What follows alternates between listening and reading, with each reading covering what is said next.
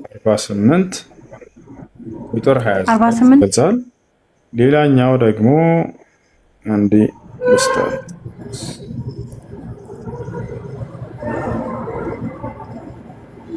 እሺ ሌላኛው ምዕራፍ 3 ቁጥር 144 ምን ላይ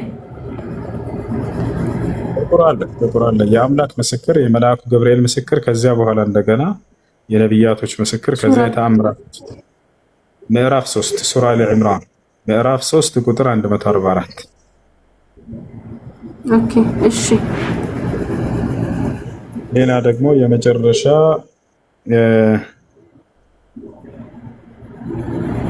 በአይናቸው ያዩት ማለት መሐመድ ተአምራት እንትን ሲል በአይናቸው ያዩት ምን ላይ ነው? እሱንም ምስል ሰጥሽ ወደ እሱ ልመጣ ነበር ስላስቆምሽ ነው። የእነዚህን ማስረጃ ተላልሽ ነው። ወደ ተአምራቶቻቸው እንሄዳለን። ቢያንስ ከተአምራቶች መካከል የተወሰኑትን እሰጥሻለሁ። ከአንድ ሺህ በላይ ተአምር አድርገዋል። ለናሙናነት ያክል የተወሰኑትን እንሰጣለን። እሺ ሌላኛው ምዕራፍ 33 ቁጥር 40 የነቢያት መደምደሚያ ነህ መሐመድ ቃል በቃል አላህ ይናገራል። ምዕራፍ 33 ቁጥር 40 እሺ ልጆች ከቻላችሁ አንዴ ታብ አድርጉ። ከ10 ደቂቃ በኋላ እንደሚዘጋው እያሳየ ነው። ዋርኒንግ መጥቷል። ታብ ኮፒ ሊንክ አድርጉ ጋይሶች። እዚህ ጋር 2600 ሰው አለ አይደል? ታብ አድርጉለት። እስታክ እያደረገ ነው ነው የቀረሱ እንቺ በቃሻን ጥያቄ አንዴ ጠይቁ። እሺ አረቁ አንዴ ልጨርስ። ይቅርታ ልጨርስ። እሺ ይህ አንደኛው የእርሳቸው ምስክር ነው። የአምላካችን አላህ ተራ በተራ ነው አይደል የምጠይቀው? አንድ ኢማም ሲቀጥልና ከዛ ትቀጥላላችሁ። እሺ ሌላኛው ተአምር ልስጥሽ። እሱ ነው የፈለግሽው። ነብዩ መሐመድ ሰለላሁ ዐለይሂ ወሰለም የዓይን እማኝ ምስክሮች አይተው የመሰከሩበት። እሺ ነቢያችን ሰለላሁ ዐለይሂ ወሰለም በዘመናቸው እውነት አንተ የአምላክ መልእክተኛ ከሆንክ ተአምር እንድታሳየን እንሻለን ብለው ተጠይቀው ጨረቃን ለሁለት ከፍለው አሳይተዋቸዋል። ጨረቃን ያክል ለሁለት ከፍለው አሳይተዋቸዋል። ያንን የዓይን እማኝ ያዩ ምስክሮች ልስጣችሁ። የዓይን እማኝ ያዩ ምስክሮች የተናገሩበትን ሶሒሁ ሙስሊም ምዕራፍ 20 ሶሒሁ ሙስሊም ቁጥር 2802 አንድ እዚህን ቀይሬ ላሳያችሁ። ወደ አማርኛ ልቀይርላችሁ ይታይሻል። አንድ እዚህ ጋር ቡኻሪ 3697 ይላል። ወደ አማርኛ ልቀይረው ጎግል በትክክል ከተረጎመላችሁ ወደ አማርኛ እንቀይረው። ያና ይታያችኋል። እዚህ ቦታ ላይ ምን ይላል? ሰዎች የመካ ሰዎች ይላል። ይቅርታ የመካ ሰዎች የአላህን መልእክተኛ ሰለላሁ ዐለይሂ ወሰለም ምልክት እንዲያሳዩአቸው ጠየቁት። ስለዚህም የጨረቃን መከፈል ሁለት ጊዜ አሳያቸው ይላል። ሁለት ጊዜ አሳዩአቸው። አሳየን ተአምር ብለው ጠይቀው የመካ ሰዎች የጨረቃን መከፈልን አሳዩአቸው። የሚገርማችሁ በሌላ ዘገባ ላይ ይሄን አላመኑም ነበር እነዚህ ሰዎች። አይ በእኛ ላይ አይናችን ላይ ደግመህብን ሊሆን ይችላል፣ እዚህ ከኛ ጋር ያልተሳተፉ የሌሉ ሰዎችን ጠይቀን እውነት ነው ብለው ካረጋገጡ ነው ምናምነው ብለው ተናገሩ። ከዚያም በኋላ እዚህ አካባቢ የሌሉ ሰዎችን ለንግድ ልክ በማለዳ ወጥተው ጠበቁና ዛሬ ምን አይታችኋል በእናንተ አካባቢ ሲጠይቋቸው የጨረቃን መከፈል አይተናል ይመሰክሩበት። እኛ ነቢያችን ሰለላሁ ዐለይሂ ወሰለም ከተሰጡት ተአምር መካከል ለጥቂት ሰው ቢበቃን ምግብ ለብዙ ሺዎች የመባረክን ተአምር ተሰጥተዋል። ክርስቶስ ይህን መጽሐፍ ቅዱስ ላይ ያደርግ ነበር እና ይህን ተአምር ተሰጥተዋል። ልክ እንዲሁ ነቢያችን ሰለላሁ ዐለይሂ ወሰለም ሰባቱን ሰማያት አድርገው ሄደዋል። ይህንንም ሶሒሁ ሙስሊም 162 ላይ ታገኘዋለች። ልክ እንዲሁ ነቢያችን ሰለላሁ ዐለይሂ ወሰለም በጣቶቻቸው መካከል የዓይን እማኞች ናቸው የሚመሰክሩት። በጣቶቻቸው መካከል ውሃ እንዲወጣ አድርገው ለትውልድ በዘመናቸው ለነበሩ በሺዎች ለሚቆጠሩ ሰዎች ውዱ እንዲያደርጉ አስደርገዋቸዋል። ይህንንም ከነምንጩ ለሚፈልግ ሰው እናሳያለን። ይህን ይመስላል ኤማሁስ ባጭሩ። እሺ ዮሐንስ ይጠይቅና አንድ ጥያቄ አለኝ። መጽሐፍ ገልጬ እስከመጣ ድረስ እሱ ይጠይቅ። እኔ አንዴ ልጠይቅ። ቆይቻለሁ። በቃሻለ ለማን ጠይቅ አራው መሳውልኝ ይገተራል ይቅርታ ዮሐንስ ቀድሞ። እሺ ዮሐንስ ጥያቄ ምንድነው? እሺ ከመሐመድ በፊት ከቁርአን ሳይሆን ሌላ ነብይ እንዳለ እስኪ ንገሩ። ከቁርአን ሌላ ማለት ነው ማስረጃ ካለ ብታሳይ። ምን አይነት ስለማን ነው የፈለከው? ስለ ነብዩ መሐመድ ሰለላሁ ዐለይሂ ወሰለም ከቁርአን ውጭ ሌላ ማስረጃ ነው? ነቢያት ከሌላ ነቢያት ብዙ ነቢያት አሉ ይባላል ከመሐመድ በፊት እና ከቁርአን ሳይሆን ሌላ ካለ ብታሳይ። አዎ በነብዩ ሙሳ መጽሐፍ ላይ ነብያቶች አሉ። ከቁርአን ሌላ ማስረጃ ሲከፈተልኝ ለሽ ላሳይ ችግር የለም።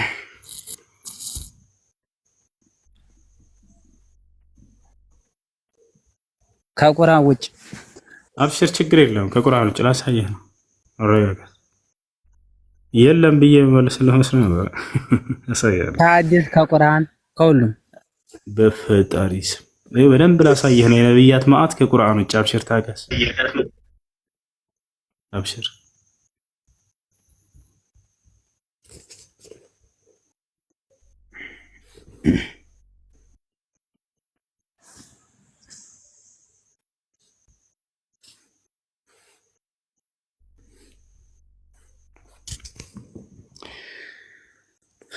እሺ እሺ እሺ እሺ እሺ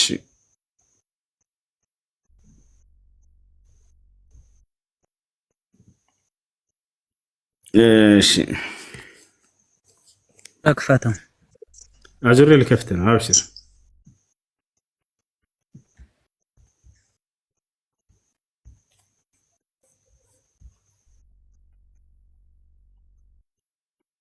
صفر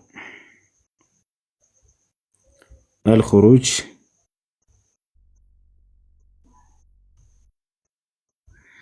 يانا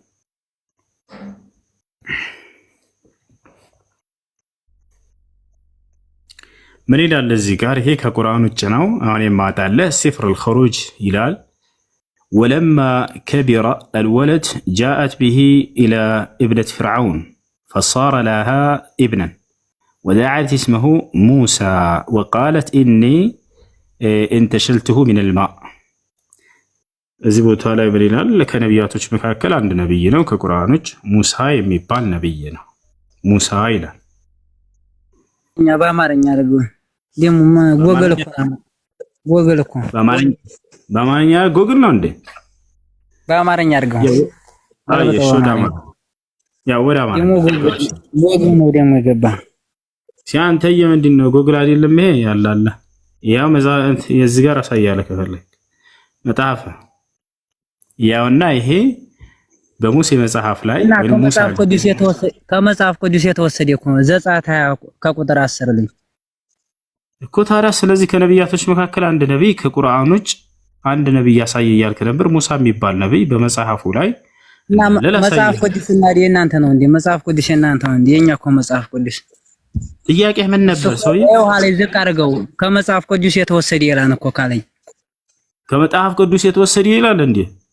ዝቅ አድርገው እስኪ ያው ዝቅ አደረኩት እና ይሄው ሐለ ከመጽሐፍ ቅዱስ የተወሰደው ከሚከተለው ክፍል ቀርቧን እና ከመጽሐፍ ቅዱስ የተወሰደ እኮ አዎ።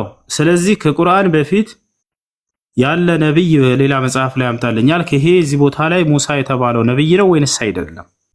መጽሐፍ ቅዱሱ የኛ እኮ ነው ማለት ዘጸአት አሁን የእናንተ ነው።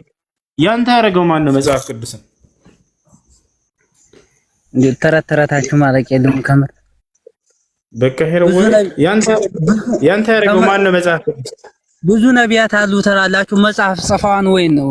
ከናንተ ጽፈዋን አልጻፉም። ይሄ እኮ የኛ መጽሐፍ ስለ መጽሐፍ መጽሐፉን እናወራለን። ይሄ ነብይ ከቁርአን በፊት በነበሩ መጽሐፍቶች ላይ ነብይ ያሳየኝ ብለህ ነበረ። ይሄ መጽሐፍ ከቁርአን ከመጽሐፍ ቅዱስ የተወሰደ ብሎ በግልጽ ያውቁ አለኝ። አታዳምጥም? እሺ አዳምጣለሁ። መለስ ደግም በሉ አዳምጥሽ። ይሄ መጽሐፍ ከቁርአን በፊት የነበረ መጽሐፍ ነው ወይንስ አይደለም? የመጀመሪያ ጥያቄ። ከመጽሐፍ ቅዱስ የተወሰደ ነው። እስኪ ገልብጠው፣ አሁን ገልብጠው እስኪ። እና እሺ ላሳይህ ና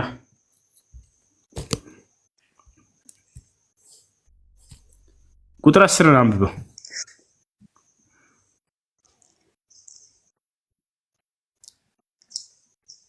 አንብበው እኮ ከመጽሐፍ ቅዱስ ነው። አሰማም እንዴ?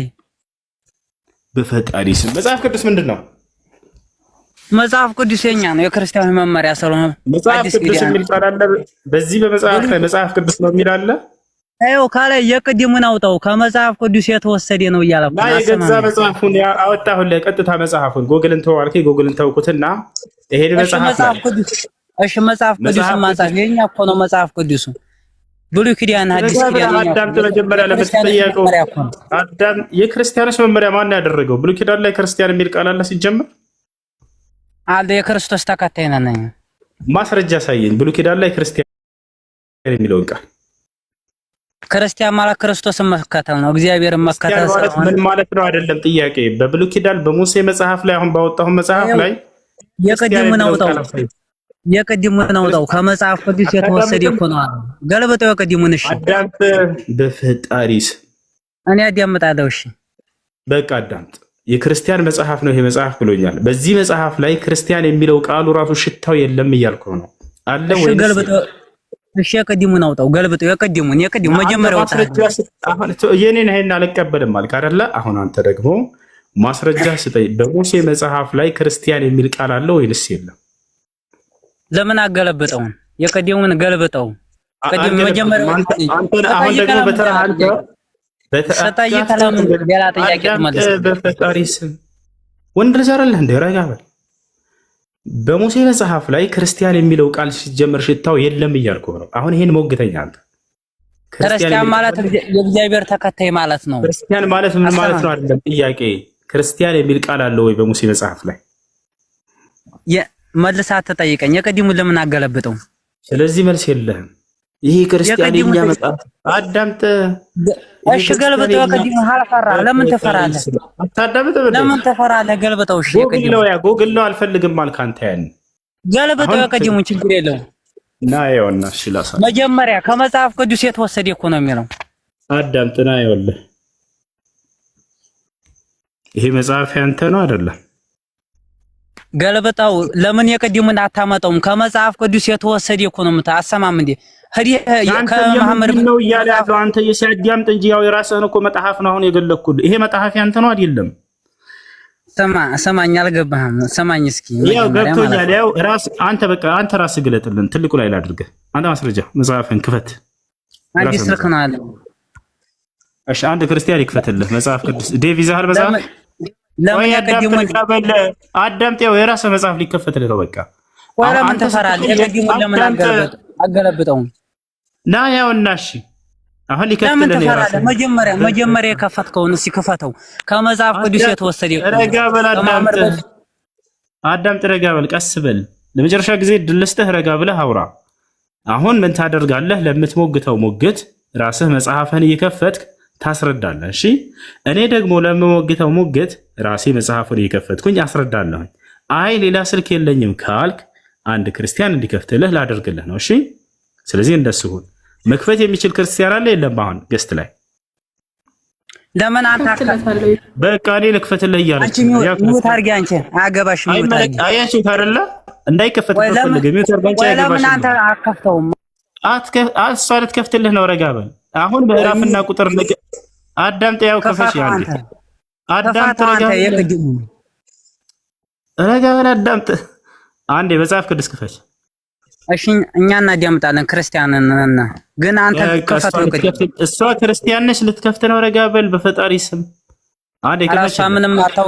ምንም አታውቅም። እሷን ተዋት። እናንተ ክፈት። መምህር አይደል አንተ? ኡስታዝ አይደል? ከአንተ የተሻለ ታውቃለች። ለመጨረሻ ጊዜ ላስተናግደህ ነው። አትረብሽ። ሚውት አድርግ። መጽሐፍ ቅዱስ እሷ ክርስቲያን ነች ልትከፍት ነው። በቃ ክፈች። አንዴ ኢማውስ ለምን አንተ አከፍተውም? ለምን ተፈራለህ? ምን ላይ ልክፈትልህ እያለችህ ነው። እዘዛት። አሁን መጽሐፍ ቅዱስ ልትከፍት ያንተ ነው አልኩት። ከኛ መጽሐፍ ማን አለ? ያንተ መጽሐፍ በቃ በፈጣሪ ስም የኔ መጽሐፍ ነው። መጽሐፍ ቅዱስ ከአንተ መጽሐፍ አይደለም አልከኝ ቅድም። ስለዚህ ከመጽሐፍ ቅዱስ ከመሐመድ በፊት ነቢያት አለ የለም? ብዙ ማድረግ አይቻልም። ያ ልክፈትልህ ስትለው እምቢ አይካት ከፍትም እሱ አይቻልም ማለት ለምን? በዚህ ልክ ድንቁርና ለሽ አላህ ሙስተዓን እሺ ፍጹም ጠይቅ፣ ጥያቄ አለ?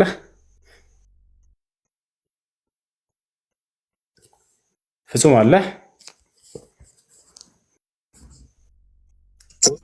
ሰላም አለይኩም።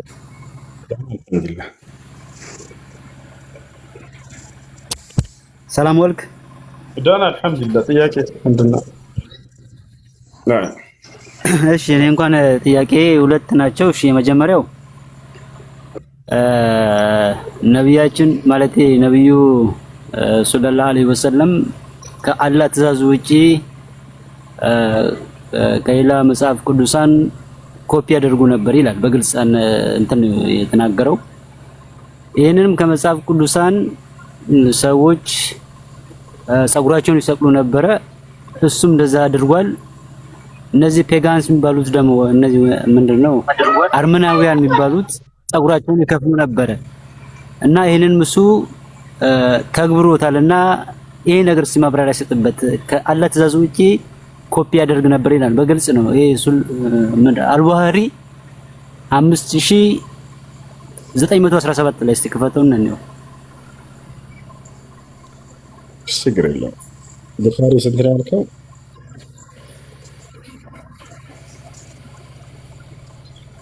ቡኻሪ ስንት ነው ያልከው? ቡኻሪ ስንት ነው ያልከው? 5917 መሰለኝ። እሺ ችግር የለም። 5917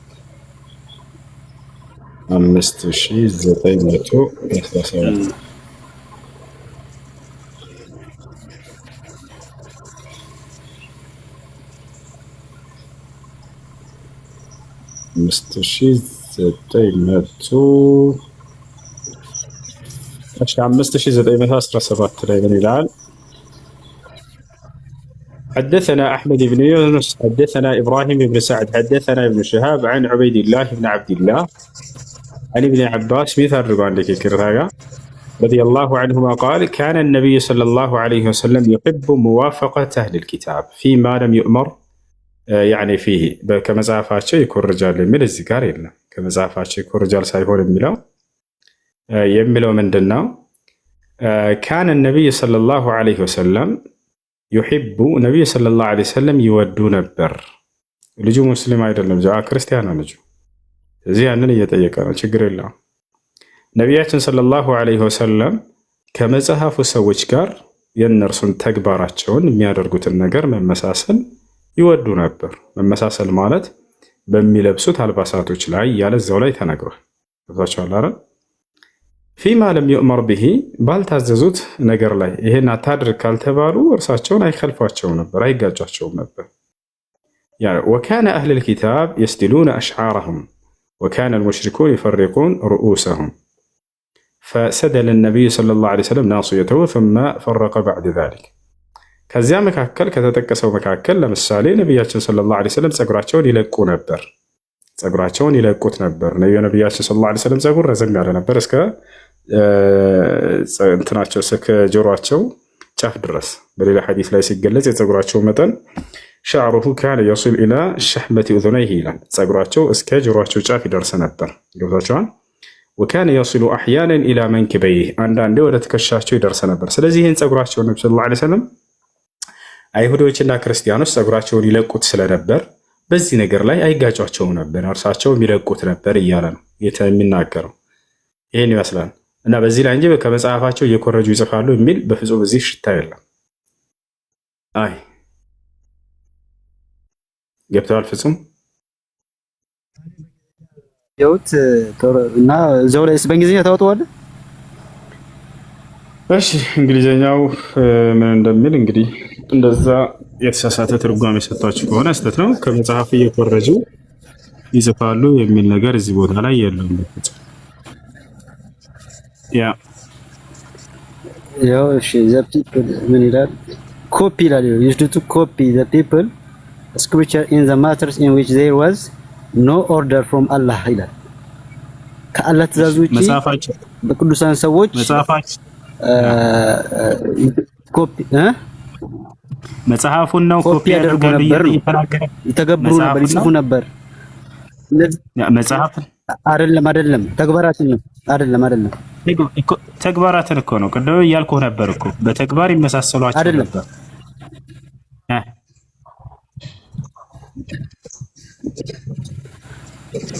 እና የቅዱሳን ሰዎች እዚህ ጋር ፔጋንስ የሚለው አርመናውያን ማለት ነው።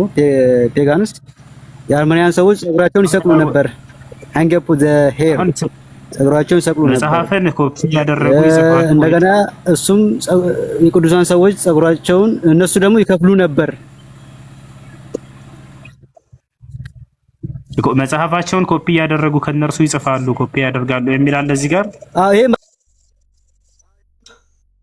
ስለ መጽሐፍ አይደለም የሚያወራው፣ ይኸውልህ ስለ ተግባር ነው። ከዚያ ተግባሩም እንዳምን ጸጉር እንደሆነ ብቻ ተናገረ። መጨረሻ ላይ ነቢያችን ሰለላሁ ዐለይሂ ወሰለም ጸጉራቸውን ይለቁ ነበረ፣ ልክ ክርስቲያኖችና ይሁዲዎች መጽሐፉ ሰዎች እንደሚለቁ እነሱም ለቀቁ። ከዛ መጨረሻው እንዳውም ለተለዩ ከነርሳቸው ይሄን ተግባር ራሱ ተውት። ነቢያችን ሰለላሁ ዐለይሂ ወሰለም ራሱ መጨረሻ ላይ ወፈረቀ በይነ ሸዕረይ፣ ከዚያም በኋላ እንደገና ጸጉራቸውንም መልቀቃቸውን ትተው ለያይተውታል፣ ተካልፈዋቸዋል ራሱ መጨረሻ ላይ። ስለዚህ ከመጽሐፋቸው ኮፒ ያደርጉ ነበር የሚል የለም እዚህ ጋር። እሺ ዴቭ ጥያቄ አለ? ሰላም ኖ እንደዛ የኔ አነጋገር ነው፣ መጽሐፍ ላይ ሳይሆን ተግባራት ነው። ሁለተኛ ቅድም ከገብረ ስላሴ ጋር ነው ስትተከራከሩ በአጋጣሚ ዮሐንስ ወንጌል ላይ እኔም አየሁና እስኪ እሱንም ማብራሪያ ብትሰጥበት ትችላለህ። ምዕራፍ 5 ቁጥር 30 ላይ ግራ ገባኝ። ዮሐንስ ወንጌል ዮሐንስ 5:30 ነው። እሺ ዮሐንስ ወንጌል ምዕራፍ 5 ቁጥር 30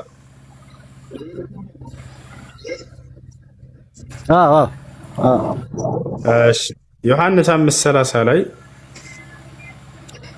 እኔ ከራሴ አንዳች ላደርግ አይቻለኝም ይላል ክርስቶስ። እንደሰማሁ እፈርዳለሁ፣ ፍርዴም ቅን ነው፣ የላከኝን ፈቃድ እንጂ ፈቃዴን አልሻም ይላል። ሙስሊም ማለት ፈቃዱን ለአምላኩ ያስገዛ ማለት ነው። በዚህ ጥቅስ መሰረት በደንብ ላስተዋለ ሰው ክርስቶስ ሙስሊም መሆኑን የሚገልጽ ነው። ያ ነው።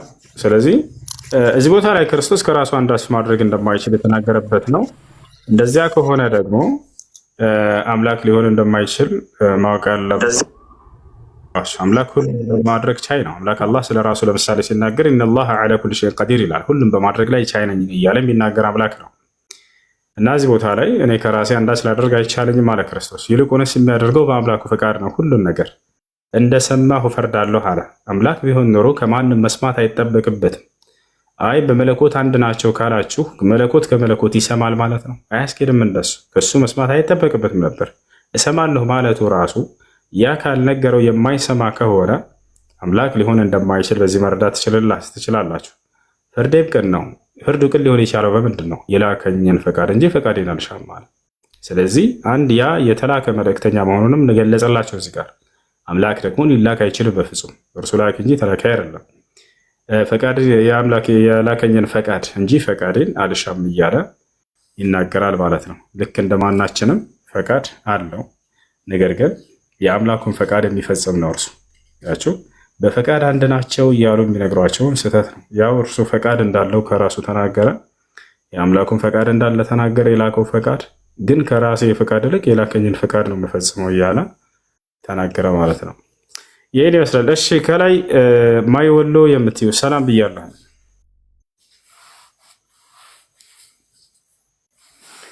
ማይ ወሎ አለሽ?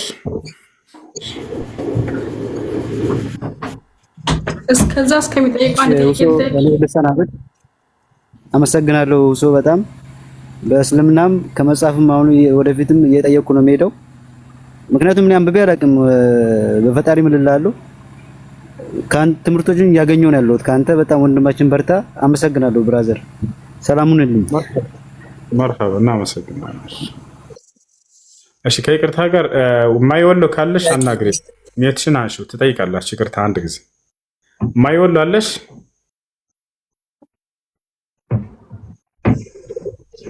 ማይወሎ እሺ ኤማሁስ ቀጥይ። አንድ ጥያቄ አለ እያለች ነው። ስትጨርስና ወደ ቀጣያችን እንሄዳለን። ኤማሁስ ጥያቄ አለሽ? አንድ ጥያቄ ልጠይቅና ከዛ ቀጣይ ደግሞ ጠይቃለሁ። ለመማር ስለፈለኩኝ ነው። ለምሳሌ በሙስሊሞች ማለት ነው 4 እንትን ማግባት ይቻላል አይደል? ለምን ማለት ይሄ ከእንትን ጋር አይገናኝም? ይሄ አሁን በእኛ ከአንድ በላይ እንትን ካለ ዝሙት ይባላል። በእናንተ ለምንድን ነው 4 የሚፈቀደው? 4 ሚስት ማግባት? ጥያቄው ጥሩ ጥያቄ ነው። እሺ ጥያቄው ጥሩ ጥያቄ ነው። በእኛ ላይ ግን ከአንድ በላይ አይፈቀድም ያልሽው ስህተት ነው። በመጽሐፍ ቅዱስ ላይ ከኦሪት ዘፍጥረት እስከ ራዕይ ድረስ ከአንድ በላይ ማግባት አይፈቀድም የሚል ጥቅስ የለም። እንዳውም የአምላክ እግዚአብሔር ለመጽሐፍ ቅዱስ አንድ ሰው 2 ሚስት ቢኖረው እንዴት ማስተዳደር እንዳለበት ሕግና ስርዓት አውጥቷል። ለነቢያቶች ልክ እንዲሁ ለነቢዩ ዳዊት ብዙ ሚስቶችን ሰጠሁህ ብፈልግም ከዚህ በላይ እጨምርልህ ነበር እያለ ተናግሮታል። ሁሉ ካስፈለገ እንደሚጨምርለት ሁሉ ቃል ገብቶለት ነበር። ይሄ ይሆናል። ስለዚህ የትኛውም ስፍራ ላይ መጽሐፍ ቅዱስ ላይ ልክ እንዲሁ ነቢያቶች ከአንድ በላይ ያገቡትን እስከ 700 ሚስት ያለው የአምላክ ቃል የሚወርድለት አምላክ የሚያናግረው ንጉሥ ሰለሞን አለ። እርሱን ራሱ እንዲሁም ደግሞ እነ ሙሴ ከአንድ በላይ አግብተው እነ ዳዊት ከአንድ በላይ አግብተው በዚህ ላይ ለምን ከአንድ በላይ አገባችሁ ብሎ አልተቃወማቸው። ነገር ግን አሁን ቁርአን ላይ ወይም በእስልምና ሃይማኖት ለምንድን ነው ከአንድ በላይ ማግባት የተፈቀደው እስከ 4 የተፈቀደው ለምንድን ነው የሚለውን እንመለስ። በመጀመሪያ ማግባት ለምን አስፈለገ? በእስልምና 1ም 2ም 3ም 4ም ያስፈልገው ለምንድን ነው? አላህ ስብሐነሁ ወተዓላ በቁርአን ላይ ነቢያችን ሰለላሁ ዐለይሂ ወሰለም በሐዲስ ላይ የማግባትን ዓላማ ሲናገሩ መልካም ዘርን አፍርታችሁ ትሄዱ ዘንድ እየተባለ በመጨረሻው ላይ ይቀመጣል። ለምሳሌ በሱረቱ ራዕድ ላይ አላህ ስብሐነሁ ወተዓላ ሲናገር ምን አለ? ወለቀድ አርሰልና ረሱለን ሚን ቀብሊከ ወጀዐልና ለሁም አዝዋጀን ወዙርያ። ሙሐመድ ሆይ በእርግጥም ከአንተ በፊት ነቢያቶችን ልኬያለሁኝ ለእነርሱም ሚስቶችን አድርጌላቸው ነበር ይላል። አንደኛ ልታውቁ የሚገባው ለእኛ ትውልድ ብቻ ሳይሆን ለቀደሙት ነቢያቶችም የተደነገገ ነበር ይህ ነገር። እንደምታውቀው መጽሐፋቸው ላይ በርካታ ሚስት እንዳገቡ ነቢያቶች። ታዲያ ዓላማው ምንድን ነው? መጨረሻ ላይ ወዙርየትን ይላል፣ መልካም ዘርን ታፈሩ ዘንድ እያለ ይናገራል። ስለዚህ በእስልምና የማግባት ግቡና ዓላማው ምንድን ነው? 1ም እስከ 4ም መልካም ዘርን የአምላክን ሕግና ስርዓት ጠብቀው አምነው በምድር ላይ የነቢያትን ምትክ ሆነው የሚሄዱ መልካም ጻድቅ ልጆችን አፍርቶ ለመሄድ ብቻና ብቻ ነው ዓላማው። ገብታችኋል? ለዚህም ዑመር ብን አልኸጣብ የተባለው የነብዩ ሰለላሁ ዐለይሂ ወሰለም ሰሐባ ሲናገር ምን አለ? ከአንድ በላይ ከማግባታችን በስተጀርባ መልካም ዘርን አፍርተን ለመሄድ የሚል እሳቤ ባይኖረን ሚስት ባላገባን ነበር እያለ ይናገራል። ነቢያችን ሰለላሁ ዐለይሂ ወሰለም ልክ እንዲሁ ሐዲስ ላይ የማግባትን ግብና ዓላማ ሲናገሩ ተዘወጁ አልወዱድ አልውሉድ ፈኢኒ ሙካፊሩን ቢኩም አልኡመም የውመል ቂያማ አሉ። ወላድና ተወዳጅ የሆነችዋን አግቡ፣ እኔ የትንሣኤ ቀን መልካም ዘርን አፍርታችሁ በመምጣታችሁ በእናንተ ደሰትባቸዋለሁና እያሉ ተናግረዋል። ስለዚህ መልካም ዘርን አፍርቶ ከመሄድ ከሚለው አንጻር ነው ነቢያቶች ከአንድ በላይ ያገቡና መልካም ልጆችን አፍርተው ይሄዳሉ። ማለት ግን ሴቶቹ አይችሉም። ሴት ልጅ ሆና 4 ማግባት አትችልም። እሺ እሱን ሊሆን የማይችል ነገር ነው። እንዴት እንደሆነ ላስረዳሽ። ለምሳሌ ኤማሁስ፣ አንቺ ኤማሁስ ነው ስምሽን በል፣ አባትሽ ደግሞ ፈቃዱ ነው እንበል። ቤተሰብሽን ስምሽን ላለመጠየቅ ነው። አንቺን ለምሳሌ ልስጥሽ ብዬ ነው። አባትሽ ማን ነው? ፈቃዱ። እናትሽ ደግሞ ማነች? አልማዝ ነች እንበል። አልማዝ ነች እንበል። እስኪ ለእናትሽም ለአባትሽም 4 ሚስት እንዲያገቡ ቢፈቀድ ለሁለቱ ያስኬዳል ወይ የሚለውን እንመልከት። ኤማሁስ አንድ ቤትሽን አንሺውን እየተረዳሽ እንዲሆን። እሺ አልማዝ እናትሽ አለች እንበል። አባትሽ ደግሞ ፈቃዱ አለ። ፈቃዱ ከአልማዝ ውጭ 3 ሚስቶችን ይጨምር 4 የሆኑለት በአጠቃላይ እንበል። ለምሳሌ አገባ እንበል። ፈቃዱ ማንን አገባ ከአልማዝ ውጭ? ሌላ ስም እስኪ 3 ሚስት አገባ። ከእናቴ ጋር 4 ማለት ነው። ከእናትሽ ጋር 4 አገባ። አሁን ፈቃዱ ከ4ቱ ሚስቶቹም ጋር ተገናኘና ልጆችን ወለደ እንበል። ልጆችን ቢወልድ ከእያንዳንዳቸው እነዚያ ከ4 ሚስቶች የወለዳቸው ልጆች በማን ስም ሊጠሩ ይችላሉ? አባታቸው ስንት ነው? በማን ስም ሊጠሩ ይችላሉ? በፈቃዱ መጠራት ይችላሉ። አባታቸው 1 ነው። ፈቃዱ ከነዚያ ሴቶች ቢወልድ በእነዚያ ይጠራሉ። እሺ፣ በዚሁ አንጻር በተቃራኒ አልማዝ እናትሽ 4 ለምን አታገባ? እሺ፣ 4 እንደ 4 አልማዝ ከፈቃዱ ከአባትሽ ውጭ ሌላ 3 ሰዎችን አገባች። ከፈቃዱ ውጭ ዮሐንስ የሚባል ሰው አገባች። 3 ባሎች አሏት። ማቴዎስ የሚባል አገባች፣ ሉቃስ የሚባል ሰው አገባች። 4 ሚስቶች ባሎችን አገባች። እሺ አሁን ከፈቃዱ ከአባትሽ ጋር እነዚህ ማቴዎስ፣ ሉቃስ፣ ዮሐንስ የሚባሉ ሰዎች መጡና ከሁላቸውም ጋር ሄደችና ይቻን በእናትሽ አልማዝ ማነው አልማዝ ከሁላቸውም ጋር ተገናኘች። አንድ ልጅ ነው የምትወልደው አይደለ? የዛኔ ስትወልድ ጊዜ በየትኛው ሊጠራ ይችላል? ኤማሁስ 4 ሰው ነው የተገናኘው። በየትኛው ሊጠራ ይችላል? በእያንዳንዱ ስም ነው። በየአራቱም በእያንዳንዱ ስም ይጠራል አይደለም? አንድ ልጅ ወለደች። በየትኛው ሊጠራ ይችላል? የትኛው ሊሆን ይችላል? አባቱ አይሽ በቃ እዚህ ጋር ጥያቄው ከፈቃዱ ውጭ ከወለደች እኮ ከፈቃዱ ውጭ ወለደች። ሁላቸውም ተገናኟትና በየትኛው ሊጠራ ይችላል? ይሄ ልጅ በየትኛው ሊጠራ አይችልም። ፈቃዱ ግን አባትሽ ከአልማዝ ውጭ 4 ልጆች 4 ሴቶችን ቢያገባ 4 ከሁላቸውም ቢወልድ በፈቃዱ ይጠራሉ። እርሱ እንደሆነ አባታቸው ግልጽ ነው። ሌላ ሰው አልተገናኛቸውም። ነገር ግን 4 ሰው መቶ የሚገናኛት አልማዝን ማንንም ሰው ሊጠራ አይችልም። ሁሉም የኔ ነው ብሎ ቢመጣ ይዛል ሁላቸውም ተገናኝተዋታል። አይሻ አይደለ? ስለዚህ ሴት ልጅ 4 ሰው ብሎ ሊገናኝ አይችልም። ይህ የማይሆን ነገር ነው። ገብቷችኋል አይደል? እንደዚህ ራሱ አሁን በተረዳ ነው መልኩ ልክ እንዲሁ እሺ ከሎጂካል እንውጣና አሁን ይህን ከተረዳን በነቢያቶች መጽሐፍቶች ላይ ሄደን በመጽሐፍ ቅዱሳቸውን ብንፈልግ በየትኛውም ዘመን አምላክ ለአንድ ሴት ልጅ 4 ሰዎች ወይም ከዚያ በላይ 2 ሰዎች ራሱ ያግቡ ብሎ የፈቀደበት ቦታ የለም። ግን እግዚአብሔር በመጽሐፍ ቅዱስ ላይ ለነቢያቶች ከአንድ በላይ ሚስት ቢያገቡ እንዴት ማስተዳደር እንዳለባቸው እነዛን ሚስቶቻቸውን ሕግና ስርዓት ያወጣል። ሕግና ስርዓት የሚያወጣው ለተፈቀደ ነገር እንጂ ላልተፈቀደ ነገር በፍጹም ሕግና ስርዓት አያወጣም። እግዚአብሔር መጽሐፍ ቅዱስ ላይ አንድ ሰው 2 ሚስቶች ቢኖሩት እንዴት ማስተዳደር እንዳለበት ሕግና ስርዓት አውጥቷል። ልክ እንደሁ ለዳዊት ምን ይለዋል? እኔ ሚስቶችን በብብትህ ላይ ጣልኩልህ፣ ብፈልግ ኖሮ ከዚህም በላይ ሌላ ሚስቶችን እጨምርልህ ነበር ይለዋል።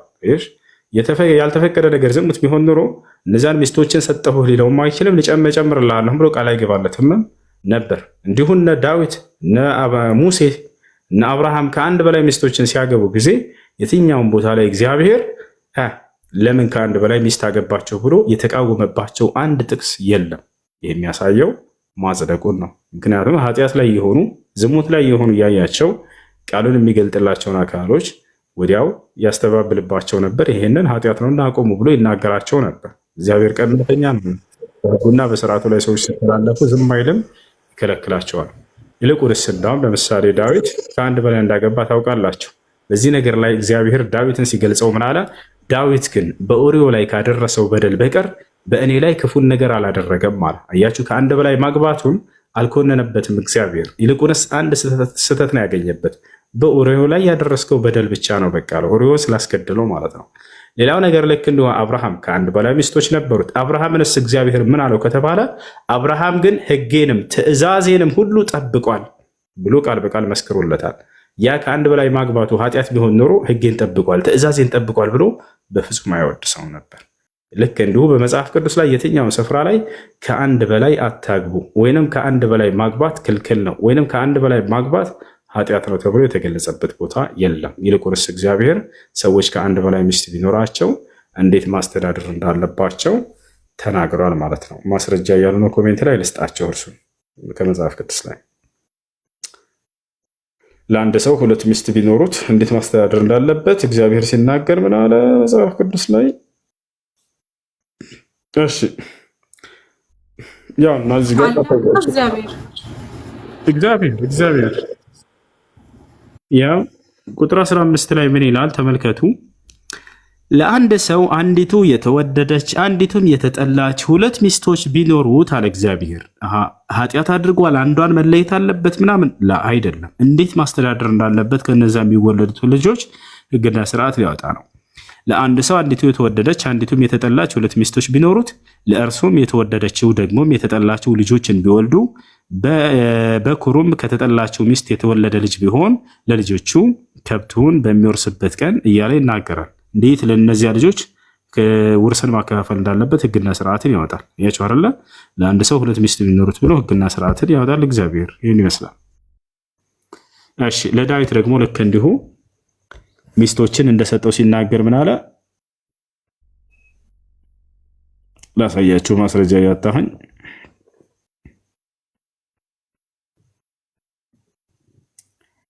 እሺ ቁጥር 8 ላይ ተመልከቱ። ዳዊትን የሚለዋል እግዚአብሔር የጌታህን ቤት ሰጠሁህ። ጌታ የተባለው ለዳዊት የሳኦል ቤት ማለት ነው። ሳኦል ነው።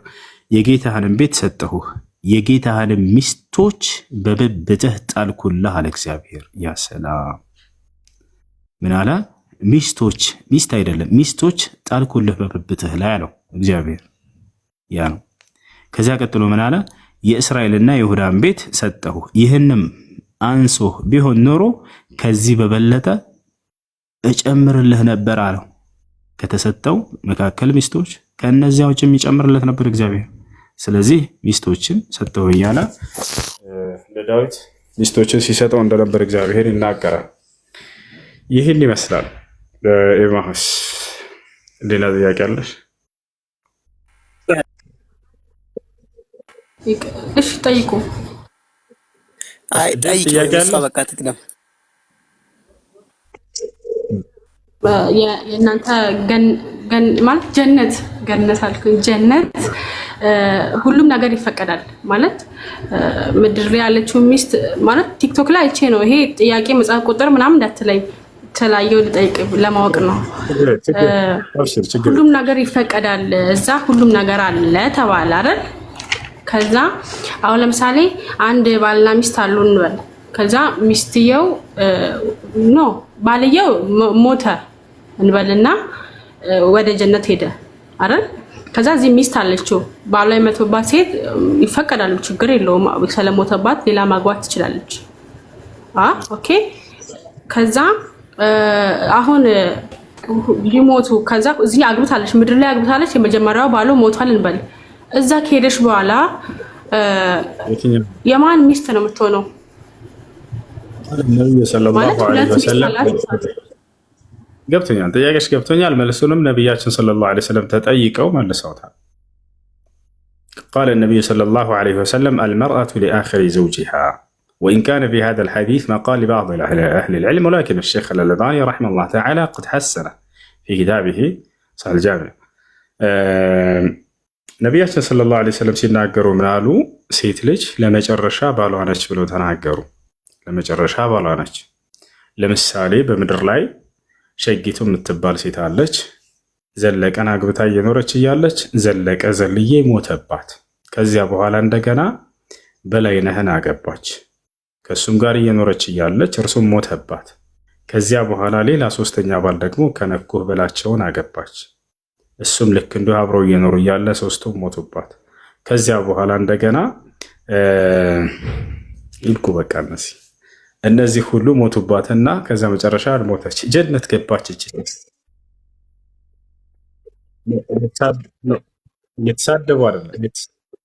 እየተሳደቡ አይደለም፣ በምሰጣቸው ስሞች እየሳቁ ነው። ፈተል አድርጋችሁ ብዬ ነው። እሺ ነቢያችን ሰለላሁ ዐለይሂ ወሰለም ሰሃቦችን ሲያስተምሯቸው በመካከል ፈታ ያድርጓቸው ነበር፣ ያስቋቸው ነበር።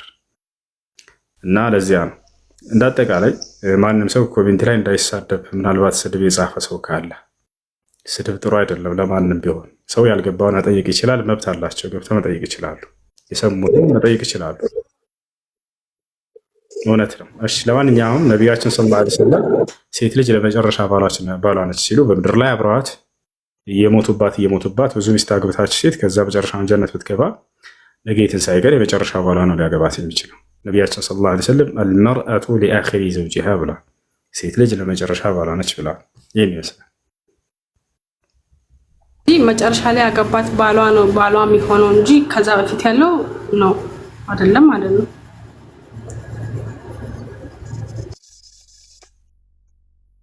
አመሰግናለሁ። ሌላ ጊዜ ጥያቄ ሲኖር ይመጣል። አስገቡኝ። እሺ መልካም አዳር። ዴቭ ጥያቄ አለ?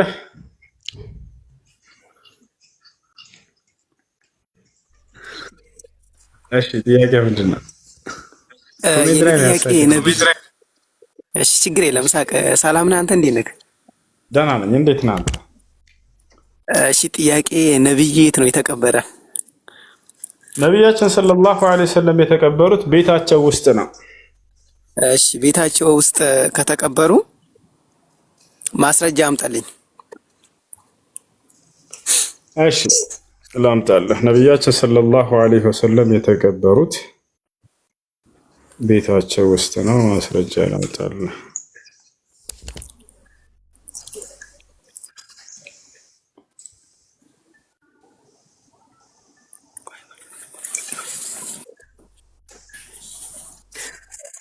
ያ ሰላም ያ ሰላም ያ ሰላም።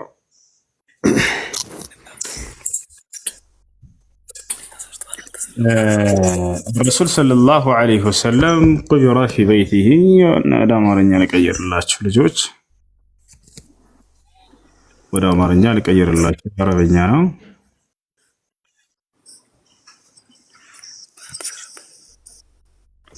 ያውና ወደ አማርኛ ልቀይርላችሁ። ምን ይላል? ነብዩ ሰላም በእርሱ ላይ ይሁንና በቤቱ ተቀበረ። ነብያችን ሰለላሁ ዐለይሂ ወሰለም ቤታቸው ላይ እሺ፣ ተረዳው። እሺ፣ ቤታቸው ላይ እንትና ተሰርቷል። እሺ፣ መስጊድ አልተሰራም። መስጊድ አልተሰራም። ከቤታቸው ጎን ነው መስጊድ አለ። እኮ አጠገም ማለት ነው።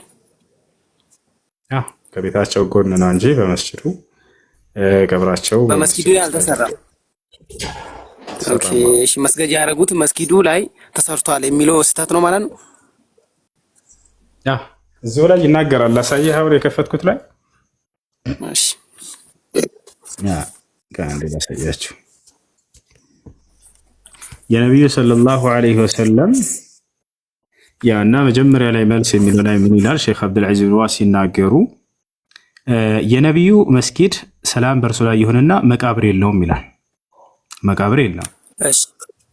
እሺ ቀጥሎ ምን አለ? ነብዩ ሰላም በእርሱ ትቀጥላለህ። እሺ ነብዩ ሰላም በእርሱ ላይ ይሁንና በቤቱ ተቀበረ እና በመስጊድ ውስጥ አልተቀበረም። ስለዚህ እኔ መሳሽ ቀጥታ ጥያቄ ምንድነው? የለም አልተሰራም። ይልቁንም በአይሻ ቤት ተቀበረ እያለ ይናገራል። ቀጣይ ላይ በአይሻ ቤት ተቀበረ አይደለም የሚለው? ቆይ በአይሻ ቤት። እሺ፣ ስለዚህ ቡሃሪ 3453 ላይ ደግሞ ምን ብሏል? ያለ እርጉማን በክርስቲያኖች ላይ ይሁን ብሏል። ምክንያቱም የነቢያት መቃብር ላይ አምልኮ ቦታዎችን ስለሚሰሩ ብሎ ቤታችሁን የአምልኮ የመቃብር ቦታ አታርጉ ብሎም ደግሞ ሌሎች መዛግብቶች ላይም ተናግሯል። ይሄን ታምንበት ወስዳለህ? ይሄን አዲስ ትቀበለዋለህ? በደንብ አድርጌ። እሺ፣ ቤታችሁን የአምልኮ ቦታ አታርጉ ብሎ የተናገረው አዲስ ትቀበለዋለህ? በደንብ አድርጌ። ላ ተጅዐሉ ቡዩተኩም መቃብር፣ ቤታችሁን የአምልኮ ቦታ አታድርጉት ብሎ ነቢያችን ሰለላሁ ዐለይሂ ወሰለም ቀብርን የአምልኮ ቦታ አታድርጉ ብሎ ተናግሯል። ይቀበላል። እሺ፣ ችግር የለም። እሺ፣ ሌላ ጥያቄ ልጠይቅሽ። እሺ፣ ጥያቄ ምንድን ነው? ቡሃሪ 32 ቁጥር 69 ላይ ሰይጣን በደማችሁ ይዟዟራል ይላል። ትመልስልኛለህ? እዛ ላይ መልስልሽ። ያ ማለት ሰዎችን ወደ ጥፋት ይወሰውሳል ማለት ነው። ሰዎችን ወደ ጥፋት ይወሰውሳቸዋል። እንዴት ነው ሰይጣን ሰዎችን የሚወሰውሰው ከተባለ ቃል አላህ ስብሓነሁ ወተዓላ ያ በኒ አደም ላ የፍቲነነኩም ሸይጣን ከማ አኽረጀ አበወይኩም ሚነል ጀና የንዚዑ ዐንሁማ ሊባሰሁማ ሊዩሪየሁማ ሰውአቲሂማ ኢነሁ የራኩም ሁወ ወቀቢሉሁ ሚን ሐይሱ ላ ተረውነሁ።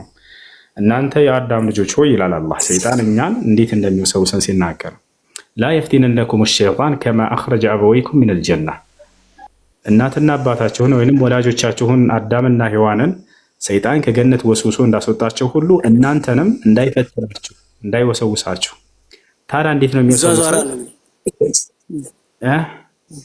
ይዟዟራል ሲባል ጊዜ በደም ውስጥ ይዟዟራል ሲባል ጊዜ ሰይጣን ደም ውስጥ ገብቶ ይዞራል ማለት አይደለም፣ ይሽከረከራል ማለት አይደለም።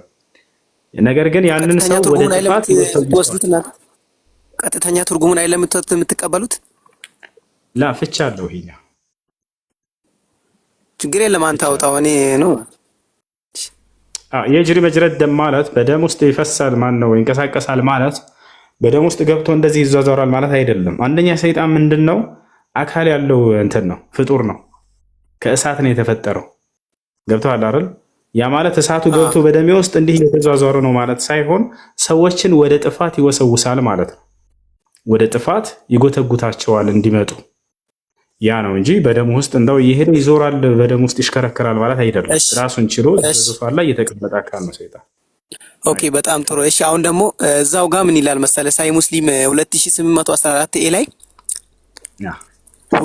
ሁሉ ሙስሊሞች ሰይጣን እንዳለ ስትወለዱ ጀምሮ ህፃን ልጅ የሚያለቅሱ ሰይጣን እየቆነጠጡ ነው ብሎ ይናገራል። እዚህ ላይስ? እሺ ሁሉም ሙስሊሞች ላይ ሰይጣን አለ የሚል ሳይሆን እርሱ ስለ ጅኖች ነው የሚያወራው። እንዳጠቃላይ ሰው ይቆነጥጠዋል ሲባል ጊዜ ገና ሲወለድ ህፃን ልጅ ይነከዋል ነው ይነከዋል። ያን ህፃን ልጅ ለዚያ ያለቅሳል እንጂ ከኃጢአት ጋር የተያያዘ ሰይጣን እየቆነጠጠ ነው። በሚቆነጥጠው ጊዜ ነው የሚያለቅሰው ይናገራል። አዎ ይሄ ከኃጢአት ጋር የሚያያዝ ነገር አይደለም። ከኃጢአት ጋር የሚያያዝ ነገር አይደለም። ያ ሰይጣን ይቆነጥጠዋል የሚለው ከሆነ ግር ያለ ሰይጣን ክርስቲያኖችን ይጎስማቸዋል በቴስታ ምናምን እኮ ሲያለቅሱ እኮ በሚቆነጥጣቸው ነገር ነው ይላል ጳውሎስ ሲናገር መጽሐፍ ቅዱስ ላይ የሚጎስመኝ የሰይጣን መልእክተኛ አለኝ ይላል። ይጎስማል ሰይጣን እሱ ሳይሆን እዚህ ቦታ ችግር የለውም። እሺ በቃ በእኛ አልመለሰልህ። ህፃን ላይ ሲወለድ ይመጣና ሰይጣን ክፉ አድራጊ ነው። ያንን ነፃ ምርጫውን ተጠቅሞ በሰዎች ላይ ክፋት ያደርጋል አይደለ? ልክ ለምሳሌ እኔ ነፃ ምርጫ ፈቃድን ተጠቅሜ ሰውየውን መንገድ ላይ ያገኘውና እግሩን ብዬ ሰብረዋለሁ። ይህ ኃጢአት ነው አይደለ? ልክ እንዲሁ እርሱም ሰይጣንም በሰዎች ላይ ክፋትን ያደርጋል። ነፃ ምርጫውን ተጠቅሞ የሚኖር ነው ልክ እንደኛ። ያ ህፃን ላይ ሲወለድ ጊዜ ጠብቆ ሄዶ ነካ አድርጎት ቆንጥጦት ይሄዳል። አለቀ። ይሄ ነው። አሁን እዚህ ጋር ጥያቄ ሊሆንብህ የሚገባው ነገር ምንድን ነው? ኃጢአትን ያሰራቸዋል ወይ በዚያ በልጅነት እድሜያቸው ከተባለ ከዚያ ጋር የሚያያዝ ነገር አይደለም። መንካት ነው የሚለው ሐዲሱ። ሚን መውሉድን ኢላ ወየመሱሁ ሸይጣን ሰይጣን የሚነካው ቢሆን እንጂ አለ። ታዲያ አሁን ሌላው ነገር ምን ላስረዳ መሰለ? ታዲያ ሰይጣን እንዳይነካን ስንወለድ መፍትሄ አድርጓል ወይ እስልምና ከተባለ አዎ ገብተዋል። አሁን እኔ ለምሳሌ አግብቼ በወልድ ልጄን ሰይጣን እንዳይነካው ጫፉን ማድረግ እችላለሁ። ያንን ምንድን ነው ከተባለ ቃለ ነቢዩ ሰለላሁ ዐለይሂ ወሰለም ነቢያችን ሰለላሁ ዐለይሂ ወሰለም ሲናገሩ ምን አሉ? አሁን ለምሳሌ እዚህ ሐዲስ ላይ ምን ይላል መሰለህ? እንዳውም የማርያምን ልጅና ማርያምን ሲቀር ሰይጣን የማይነካው ማንኛውም ፍጥረት የለም ይላል አይደለ? የታስታውስ ከሆነ ሐዲስ ላይ ዒሳንና ማርያምን ሰይጣን አልነካቸውም፣ ነገር ግን ማንኛውንም ይነካል ተብሎ ተገልጿል። አሁን ያንን አስረዳችሁ። ዒሳንና ማርያምን ለምንድን ነው ያልነካቸው ወደሚለው ስንመጣ ጊዜ ወደ ቅድም የጀመርኩትን እቀጥለዋለሁ። ላስረዳህ። አንድ ነቢያችን ሰለላሁ ዐለይሂ ወሰለም ሐዲስ ላይ ሲናገሩ ማንም የሚወለድ ህፃን የለም ሰይጣን መጥቶ የሚነካው ቢሆን እንጂ ከዚያም ያለቅሳል። ማርያምና ልጇ ዒሳ ወይንም ክርስቶስ ሲቀሩ እርሳቸውንም አልነካቸውም አሉ። ለምን ወደሚለው ስንመጣ ሐና የማርያም እናት ጸሎት አድርጋለች። ወደ ማን? ወደ አላህ። ምን አይነት ጸሎት? ሰይጣን እንዳይነካብኝ ከኔ የሚወለዱ ዘሮችን እባክህ ጠብቅልኝ ብላ ለመነች። አላህም ተቀበላት። ማስረጃ ቃለ ሱብሓነሁ ወተዓላ إذ قالت امرأة عمران ربي إني نذرت لك ما في بطني محررا فتقبل مني إنك أنت السميع العليم فلما وضعتها قالت ربي إني وضعتها أنثى والله أعلم بما وضعت وليس الذكر كالأنثى وإني سميتها مريم وإني أعيذها بك وذريتها من الشيطان الرجيم فتقبلها ربها بقبول حسن وأنبتها نباتا حسنا وكفلها زكريا إلى آخر الآية. ምናለች ሐና? ጌታ ያላህ ሆይ እባክህ ከኔ የምትወለደዋን ልክ እንዲሁ ከእርሷም ዘር የሚወለደውን ከሰይጣን ጠብቅልኝ ብላ ለመነች። አላህም ተቀበልኳት ይህን ጸሎቷን አለ። አያቸው አይደለም? ስለዚህ ሰይጣን ጫፋቸውን እንዳይነካ የሆነው እናታቸው ለምን አላቸው ነው። ማን? ሐና። ታዲያ እናንተንስ እኛንስ እንዳይነካን ማድረግ እንችላለን ወይ? አዎ ኢስላም ይሄን መፍትሄ አስቀምጦልናል። ገብቶሃል አይደል? ለምን ምን ከተባለ ነቢያችን ሰለላሁ ዐለይሂ ወሰለም ሐዲስ ላይ አንድ ባልና አንድ ሚስት በሚገናኙ ጊዜ ይሄን አሁን የምነግራችሁን ዚክር ካሉ የሚወለደው ልጅ ሰይጣን በፍጹም አይጎዳውም ብለው ተናገሩ። ምን የሚል? ኢዛ ጀመዐ አሐዱኩም ዘውጀተሁ ፈልየቁል ቢስሚላህ አላሁመ ጀንብና ሸይጣን ወጀንብ ሸይጣን ማ ረዘቅተና ፈኢን ቁድየ አው ፈኢን ወሊደ ለሁማ ወለዱን ለም የضره ሸይጣን። ነቢያችን ሰለላሁ ዐለይሂ ወሰለም ምን አሉ? ከእናንተ አንዳችሁ ሚስቱን በሚገናኝ ጊዜ ይሄን ካለ ሰይጣን ከዚያ ማነው ከነርሱ የሚወለደው ልጅ እንዳይጎዳው ሰይጣን ይደረግለታል ተብሏል። ምን የሚለውን ዚክር ከተባለ ቢስሚላህ ከሚስት ጋር ስትገናኝ በአላህ ስም ትጀምራለህ። አላሁመ ጀንብነ ሸይጣን፣ አምላካችን አላህ ሆይ አንዴ እባክህ ልጨርስ ሐዲስን። አምላካችን አላህ ሆይ እባክህን ከሰይጣን ጠብቀን፣ ወጀንብ ሸይጣን ማርዘቅተና ከእኛ የምትለግሰንንም ልጅ ከሰይጣን አርቀው ብላችሁ ጸልዩ። ይሄን ያለ ሰው አሉ ነብዩ ሰለላሁ ዐለይሂ ወሰለም ይሄን ብላችሁ ከተገናኛችሁ ከሚስቶቻችሁ ጋር ልጅን ብትለገሱ በዚያ በግንኙነት ያ ልጅ ሰይጣን አይጎዳውም ብለው ቃል በቃል ተናግረዋል። ማስረጃ ላሳይ። ስለዚህ ማንም ሰይጣን እንዳይነካን ማስደረግ እንችላለን። ማን እንዳይነካ ይደረጋል። ይሄን ይመስላል።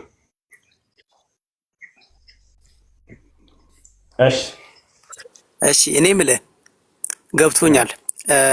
አንድ ጥያቄ ብቻ ለስጠኝ። እሺ መጨረሻ ስጠኝ። እሺ ጥያቄ ምን መሰለህ? አንድ ነገር አሁን ሰው በደብዳቤ ማለት ነው አሁን አንተን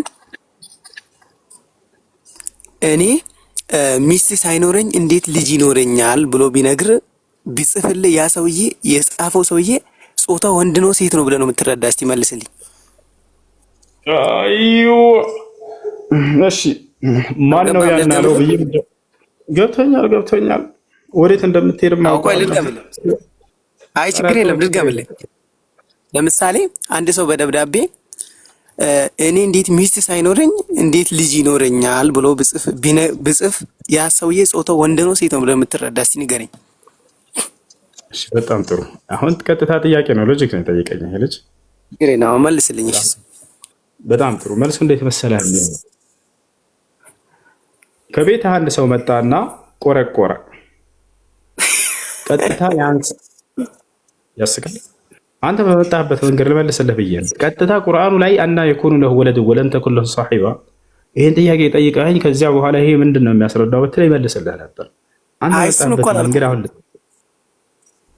ወዴት እንደምትሄድ አውቃለሁኝ። ቤትህ ውስጥ ተቀምጠሃል አንተ።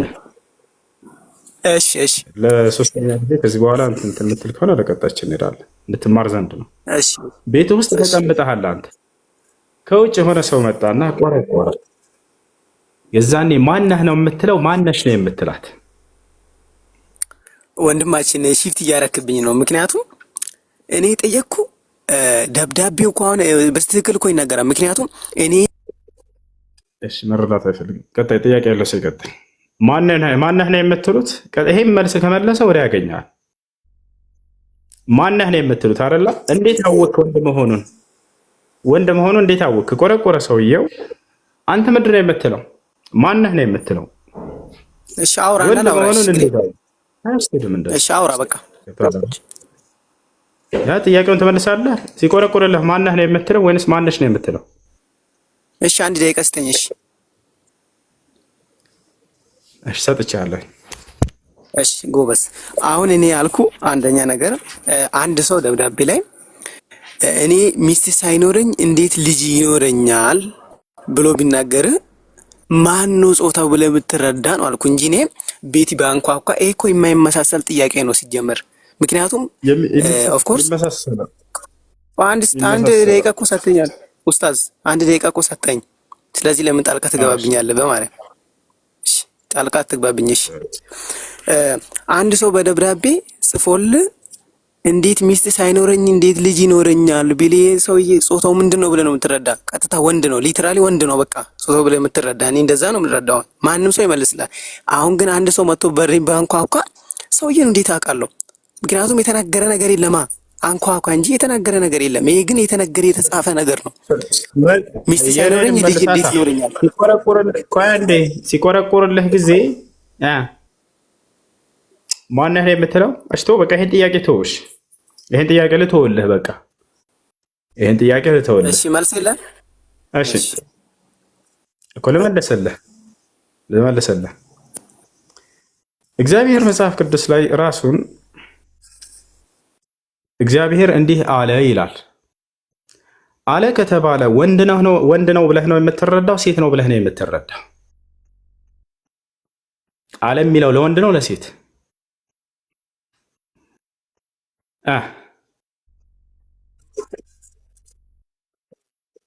ሪሲህ እሱ አይደለም።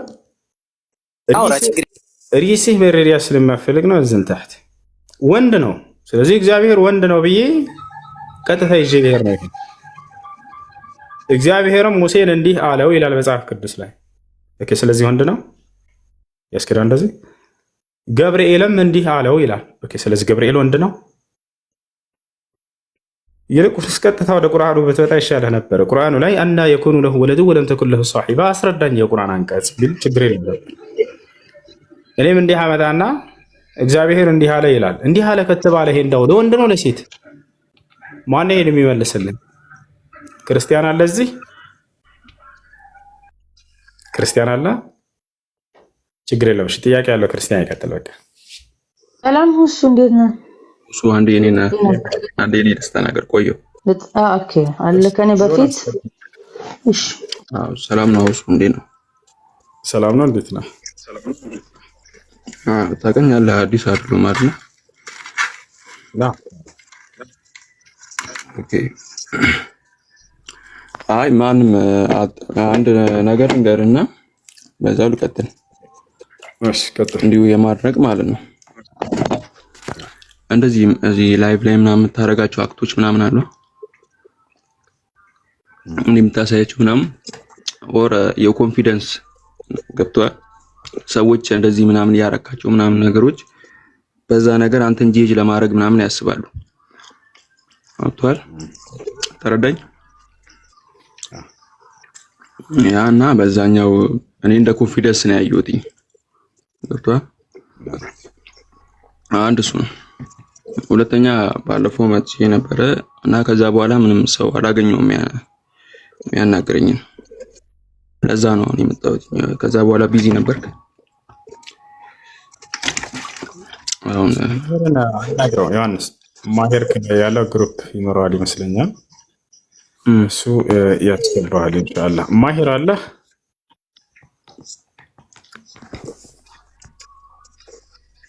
ማሄር አድሚኖች ካላችሁ በውስጥ አናግሩት። ዮናስ እስልምና የተቀበለ ወንድማችን ነው። አድሚኖች አናግረዋል ኢንሻአላህ። አድሚኖች ካላችሁ አናግሩትና ግሩፕ አስገቡት። በቃ ነግሬያቸዋለሁ። ኢንሻአላህ ያስገባሉ። እሺ ዴቭ ጥያቄ አለ? ዴቭ እሺ የለም ጥያቄ አለ? ቀጥል።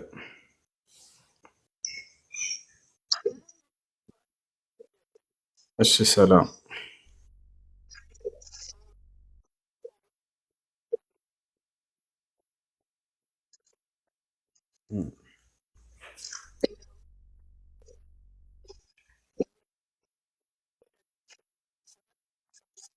እንደተሳሳተ ይነግረዋል አይደል? በታሪኩ ቀጥል። እግዚአብሔር ይሄንን ከጠላ እንዴት ለመሐመድ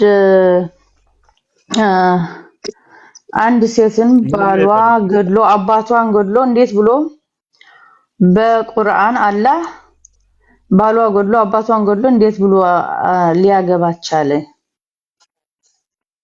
መሐመድ ይሄንን ትመልስልኛለህ?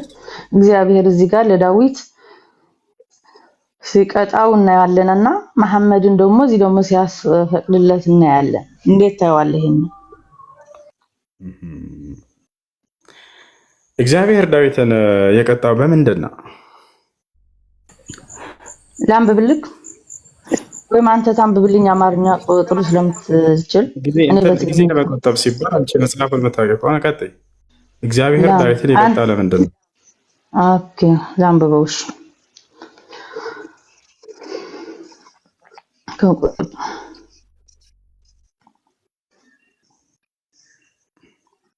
ከዘጠኝ ላንብበው መሰለኝ። ኦኬ የጌታህንም ከስምንት አነበዋለሁ። እሺ የጌታህንም ቤት ሰጠሁ፣ የጌታህንም ሚስቶች በቤትህ ጣልኩልህ። የእስራኤልና የአይሁድ ቤት ሰጠሁ። ይህንን አንሶህ ቢሆን ኑሮ ከዚህ የበለጠ እጨምርልህ ነበር። አሁንስ በፊቱ ክፉ ትሰራ ዘንድ እግዚአብሔር ነገር ለምን የእግዚአብሔርን ነገር ለምን አቅልለህ ከጠውያው ኦርያን በሴፍ መታሃል። ሚስቱንም ለአንተ ሚስት ትሆን ዘንድ ወስደሃል፣ እርሱንም በአማን ልጆች ሰይፍ ገድለሃል። ስለዚህም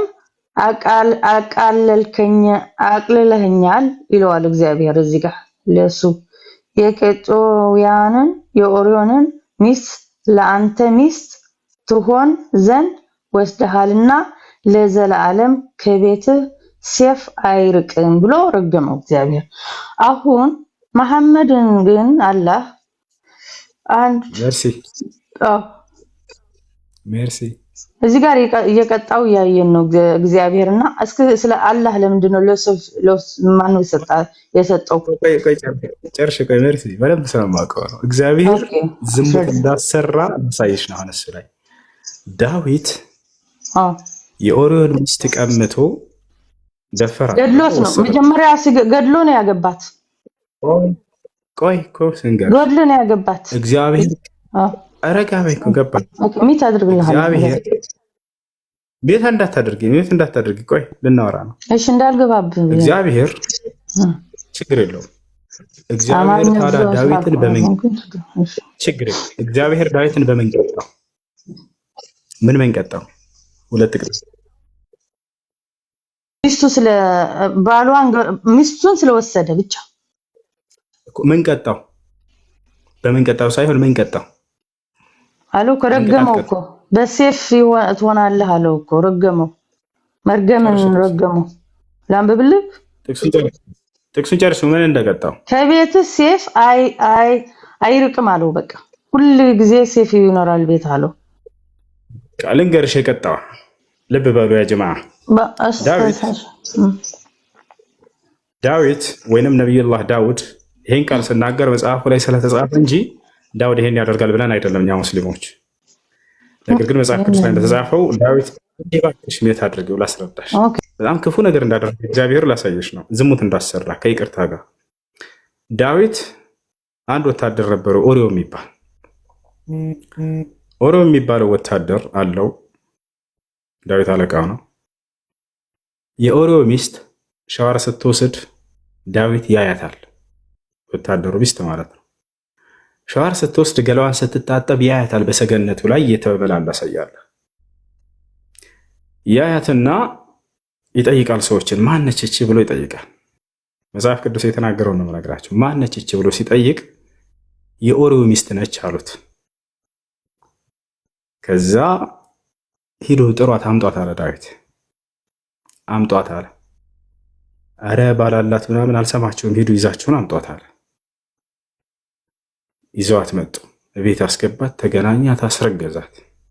ማን? የእግዚአብሔር ነቢይ ዳዊት፣ የኢየሱስ ክርስቶስ አባት፣ የአባቱን የዳዊትንም ዙፋን ይሰጠዋል የተባለለት። ምን አደረገ ዳዊት? ደፈራት። ከዚያ በኋላ አስረገዛት የሰው ሚስት። ከዚያ በኋላ እግዚአብሔር ይሄን አየና ተቆጣ። ገብታችኋል? መቆጣቱ ጥሩ ነው። ተቆጣ እግዚአብሔር። ይቅርታ ታሪኩ ልጨርስላችሁ። ከስንትን ካስረገዛት በኋላ ምናምን አንድ ቤት አድርጌ ኦሪዮ ሚስቴን እፈልጋለሁ ብሎ በዳዊት ቤት ይመላለስ ጀመር። ከዛ ዳዊት ሂድ ምናምን ብሎ ወታደሮችን ልኮ እንዲሄድ ያደርገዋል። አልሄድም ብሎ እዛው አደረ። እዛው ሲያደርግ ጊዜ በቃ ይህን ሰውማ ማስገደል አለብኝ፣ ከዚያስ ያችን ሴት ለራሴ ማስገደል አለብኝ እስክጨርስ። ባልየውን ኦሪዮን ሊያስገድለው ነው ዳዊት። ከዚያ በኋላ ያችን የተገናኛትን ያስረግዛትን ሴት ለራሱ ለግሉ ሊያስቀራት ዳዊት ማለት ነው። ከዚያ በኋላ ጦርነት አዘዘ ዳዊት። ሚት አድርጉ። ዳዊት ጦርነት አዘዘ። ከዚያ በኋላ ይሄ ሰራዊት የወታደሩ ኦሪዮ በጦርነቱ መካከል ላይ እንዲሳተፍና እንዲገደል ያደርገው ነው። ዳዊት ከዛ ምን ያደረገ? ደብዳቤ ጻፈ። መጣና ከእርሱ በታች ላሉ ለወታደር አለቆች ምናምን ያን ደብዳቤ ሊልክላቸው ነው። በደብዳቤው ላይ ምን ይላል መሰላችሁ? ጦርነት እዘዙ። ከዚያ በኋላ በጦርነት በምታደርጉ ጊዜ መጀመሪያው መስመር ላይ ኦሪዮን እንዲቆም አድርጉት። ከዚያ ልክ ጠላት ሊያጠቃቸው ሲመጣ እናንተ ሰራዊቱ በሙሉ ወደኋላ ፈግፍጉ፣ ኦሪዮ እዛው ቀርቶ እንዲገደል ብሎ ይጽፋል። አንድ ቤት አድርግ ስጨርስ አውጥቼ መጽሐፍህን አነብልሃለሁ። ኦሪዮ እንዲገደል ይሄን አድርጎ አለ። ማን? ሚዩት አድርግ እስክጨርስ። ከዚያ በኋላ ያንን ምን ያደርጋል? ይሄን ደብዳቤ ጽፎ ለማን ይሰጣል መሰላችሁ? ዳዊት ለሚስኪን ለኦሪዮ ሰጠው። ሂድና ጠቅልሎ ይሄን ደብዳቤ ወስደህ ላለቃ ሂድ ስጥ ይለዋል። ኦሪዮ ሚስኪኑ ያንን ደብዳቤ ይዞ ሄደ። አላወቀም በውስጡ ላይ እርሱን ለማስገደል የተሰራ ሴራ እንደሆነ። ወሰደና ይሄን ደብዳቤ ኦሪዮ ለአለቃ ሄዶ እንካ ብሎ ሰጠው። አለቃው አየና ያንን የታዘዘውን አደረገ። ጦርነት ሊካሄድ ነው ብሎ አዘዘ። ከዚያ በኋላ ኦሪዮን ከፊት አድርገው ብሎታል ዳዊት። ኦሪዮ ከፊት ሆነ፣ ሚስኪን ሰይፉን ይዞ በዛ ላይ ቆመልህ። ልክ ጠላት ሲመጡ ወደኋላ ፈግፍጉ ተብሏል። ወደኋላ ፈገፈጉ፣ ኦሪዮ ተገደለ። ተመልከቱ፣ በነቢያቶች ላይ ይሄን ይላል መጽሐፍ ቅዱስ። ወላሂ ሓሻ ወከላን የፍዐል ዛሊከ ዳውድ ዓለይሂ ሰላም። ከዚያ በኋላ ኦሪዮ ተገደለ። ከዛ ሚስቱን የግሉ አደረጋት። አንድ ቤት አድርግ፣ ሚስቱን የግሉ አደረጋት። የሚገርማችሁ በክርስቶስ የዘር ሐረግ ውስጥ እቺ ሴት አለች፣ የኦሪዮ ሚስት። የክርስቶስ ዘር ሐረግ ውስጥ ማለት ነው። ማቴዎስ የገለጻቸው ነው። እንጨርስ። ከዚያ በኋላ እግዚአብሔር በዚህ ነገር ተቆጣ። በዚህ ነገር ተቆጣ፣ ኦሪዮን በማስገደል ሚዩት አድርጉ። ይሄን ካደረገ በኋላ እግዚአብሔር ተቆጣና ዳዊትን ምን አለው? ዳዊት ሆይ አለው፣ በኦሪዮ ላይ ክፉ ነገር አድርገሃል፣ በደል አድርገህበታል። ከዚያ ምን ቀጣው መሰላችሁ? 2 ቅጣት ቀጣው። አንደኛ ከዛች ከሴት የተወለደው ልጅ እግዚአብሔር ቀሰፈበት፣ ገደለበት። ዳዊት ነው አይደለ ዝሙትን የሰራው ኦሪዮን ያስገደለው። ከዚያ እግዚአብሔር ያን ሕፃን ልጅ ገደለበት፣ ያጠፋውን አካል ዳዊትን ትቶ ማለት ነው። ሁለተኛ ምን ቀጣው መሰላችሁ? አሁን እዚህ ጋር ነው ከባዱ። እርሲያን በደንብ አዳምጭ። ዳዊትን ምን አለው እግዚአብሔር? ዳዊት ሆይ አንተ የኦሪዮን ሚስት በድብቅ ተገናኝተሃታል፣ እኔ ደግሞ በገሃድ። በድብቅ የሚል የለም፣ አሳየን እስኪ። በድብቅ አገኘሃት የሚለው የሌለ ግን አታውራ ወንድማችን። አዳምጭ፣ ረጋ በየ ወላሂ አዳምጭ፣ ረጋ በይ። አንደ ኢየሩስ ሚዩት አድርግ እስኪጨርስ ማስረጃ ላውጣላችሁ ነው።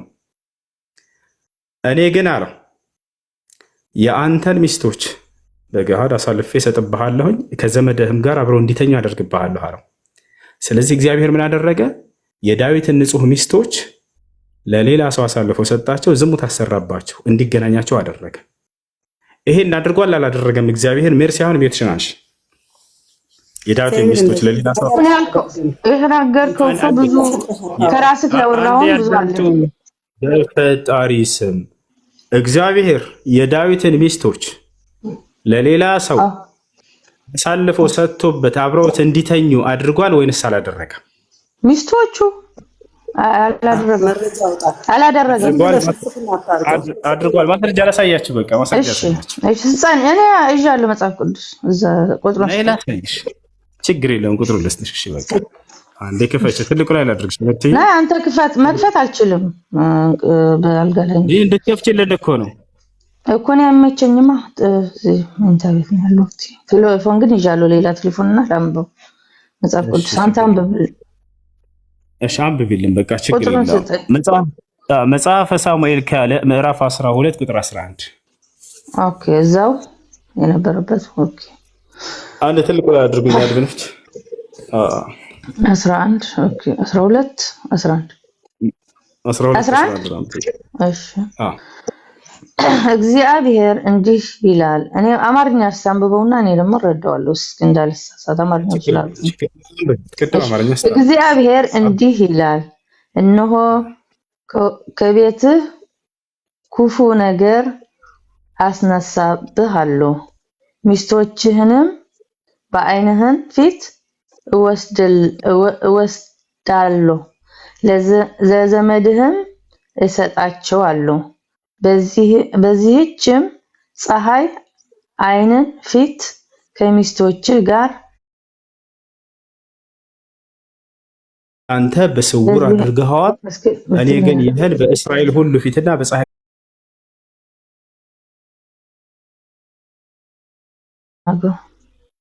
አንብቢሽ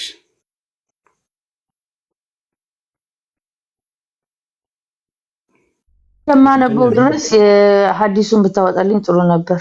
የመሐመድን አንብቢዋል።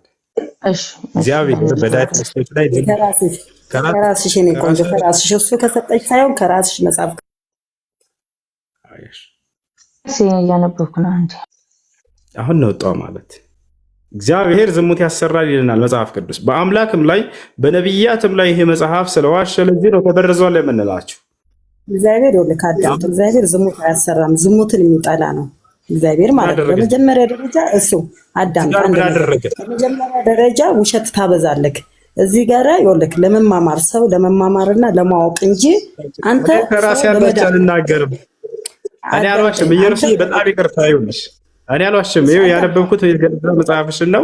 እህትሽም ባነበበችው ለማታሽ እኔ ልንገርህ ማለት ነው። እዚህ ጋር የራስህን ሰው እያስቀመጥክ ማለት ነው። አሰለም ምናምን ኦርቶዶክስ ነይ። አሁን ጥቅስ ላይ አሁን እኔ አሁን የተነበበው መጽሐፍሽ ላይ ያለ ነገር ነው ወይስ ከራሴ ነው? ይኸውልህ ኦርቶዶክስ እንደዚህ በቀላሉ እምነቱን የሚቀይር ሰው አይደለም። እሺ አንተ እንደምታስበውና እንደምታወራው አሁን የተነበበው የገዛ መጽሐፍሽ ላይ ነው ወይስ አይደለም? ራስን አታስገምት። በቃ እሱ ራስን አታስገምት። ትክክለኛ አንቺ ትግረኛውን አንብቢ አንድ ጊዜ። አንቺ ግን ቀጥይ። አሁን ያነበብኩልሽ ልጅ እህትሽ አነበበችው ከመጽሐፍ ቅዱስሽ ነው ወይስ አይደለም? እኔ ከራሴ አንዳች አልናገርም። ልጆች እንዳነበብኩ እናገራለሁ። ንግግሬም ቅን ነው በማስረጃ እንጂ አለማስረጃ አልናገርምና። ዳሩ ግን ትምህርቴስ በማስረጃ ነው ከመጽሐፋችሁ። እውነት እውነት እላችኋለሁ ይህን ብትቀበሉ ብፁዓን ትሆናላችሁ። ዳሩ ግን ይሄን የማይቀበሉ ሰዎች ዋይ ዋይ ይላሉ፣ ያፍራሉ። የትንሣኤ ቀን እኔም ብላችሁ ነገር ምንድነው? አሁን እዚህ ቦታ ላይ እኔ በአምላካችሁ ልዘባበት አይደለም፣ ወላሂ ላዚም አይደለም። በነቢያትም ላይ ልዘባበት አይደለም። ገና መልሱን ከመጀመሪያ በፊት አስተውላችሁ ከሆነ የአላህ ነቢይ ዳዊት ወይንም ዳዊት ከዚህ ስራ የጸዳ ነው ብዬ ነው የጀመርኩት። እንዲሁም የነቢያት አምላክ በፍጹም ይሄን ከማድረግም የጸዳ ነው ብዬ ነው የጀመርኩት። ገብታችኋል? እዚህን መልስ የት አለ መሰለ፣ የት እንከፍታለን መሰለ፣ ይሄን እንዲያስረዳን በሁለተኛ ሳሙኤል ምዕራፍ 16 ቁጥር 22 እንሂድ። ይሄንን ያስረዳናል። ጨርሽ አሁን አነበብሽው? በትግረኛ አገኘሽው? አግኝቼዋለሁና የእሱን መልስ እዚህ እናገኘዋለን። ይሄንን እናነበዋለን። ወደዛ ነው የላከኝ ትርጉም። እዚህ ጋር የትግረኛውም ላይ ያው አንድ ነው አይደለ? እግዚአብሔር የዳዊትን ሚስቶች ለሌላ ሰው አሳልፎ ሰጥቶበታል አይደለ? አብረው እንዲተኙ እኮ የትርጉም እንደዛ ማለት አይደለማ። ኃጢአት ሰጥቶ ሲል ሚስቶች ተኙ ምናምን የሚለው እንደዛ ማለት አይደለም ትርጉሙ። እዛ እንሄድና እናንብበው። ሁለተኛ ሳሙኤል ቁጥር 13 ምዕራፍ 16 ቁጥር 22 እንሂድ።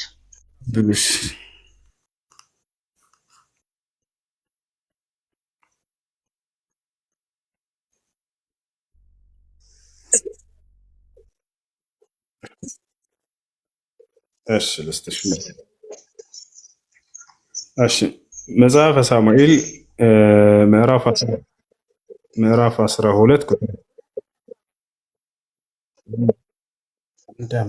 አንዲሳን እንተንበያት መጽሐፈ ሳሙኤል ካለ ምዕራፍ 12 ቁጥር 11 ላይ የቀደሙ። እሺ መርሲ አሁን ቀጥይ። ልታነብልኝ ትችላለህ በአማርኛ? እሱን አንብብ፣ ችግር የለም። አንቺ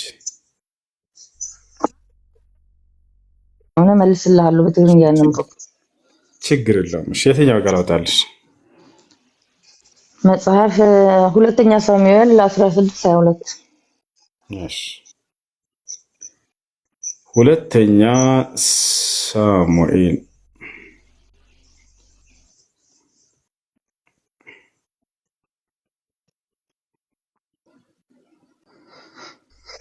ስንት ነው ያልሽው? ምዕራፍና ቁጥሩ 16:22 16:22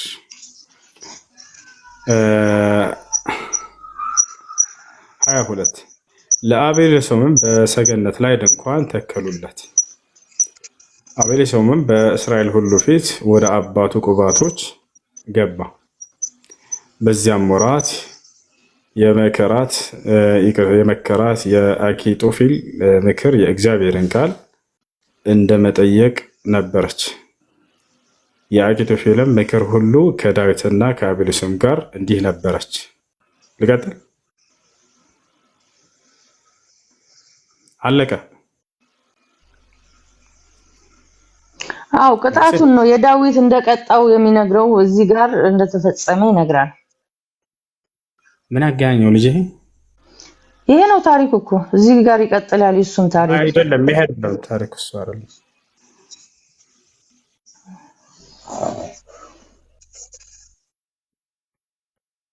የዳዊት ልጅ እህቱን ድንግልና እንደወሰደም ታውቂያለሽ አይደለ? ሌላው ዱብዳል። አሁን አንተ በአማርኛ ስትነግረኝ ምንድነው ያልከው? እዛ እግዚአብሔር አስደፍሯል ነው የምትለው አንተ እዛ ጋር? አዎ። ምንድነው ያስደፈረው? የዳዊት እግዚአብሔር ምን አድርጎት? ምን ስላደረገ? የዳዊትን ሚስቶች ለሌላ ሰው አሳልፎ ሰጠበት፣ ከነርሱ ጋር እንዲተኙ አደረገበት። አዎ ሚስቶች ነበሩት ዳዊት? አዎ። ስንት? ስንትነታቸውን በኋላ እናወራለን። ግን ሚስቶቹን የዳዊትን ለቅርብ ሰው ቆይ ርዕሳት ቀይሪ። ቆይ አንድ ጊዜ ነውር ነው። ስለዚህ የዳዊትን አንድ ጊዜ ሚስቶች ለቅርብ ሰው አሳልፌ እሰጥብሃለሁ ከእነርሱም ጋር እንዲተኛ አደርጋለሁ ብሏል አላለም እግዚአብሔር? ኦኬ ሚስቶች ማለት ምን ማለት ነው? አትርጉሙን ስለ እየጠየቅኩ ነው። ሚስቶች ማለት ምን ማለት ነው? ሚስቶች ያገባቸው ነው? ሚስቶች ለሚስት ለትዳር ምናምን ያዛቸው ነው የምትለው አንተ?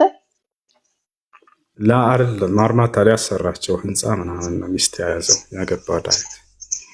ህንፃ ምናምን ግንብ ሊያሰራቸው እኮ ስንት ሚስት ነበረው እያልኩ እኮ ነው እየጠየቅኩ እኮ ነው።